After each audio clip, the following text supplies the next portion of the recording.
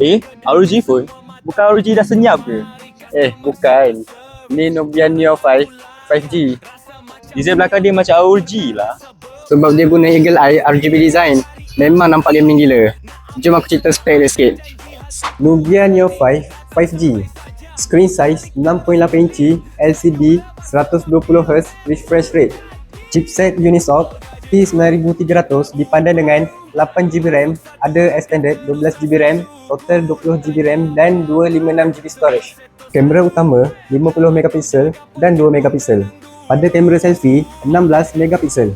Bateri 6050 mAh dengan 45W fast charge. Siap ada IP64, dust dan splash resistant.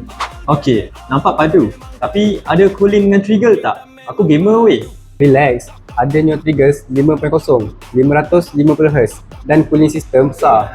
Main game pun memang solid, tak panas. Kalau macam ni, confirm harga 3,000 ke atas kan? Harga untuk Nokia Neo 5 ni hanya RM1199 je. Serius lah. Minggu depan aku ada tournament Delta Force lah. Ngam lah ni. Kalau kau kalah Delta Force minggu depan ni, memang salah kau, bukan salah phone ni.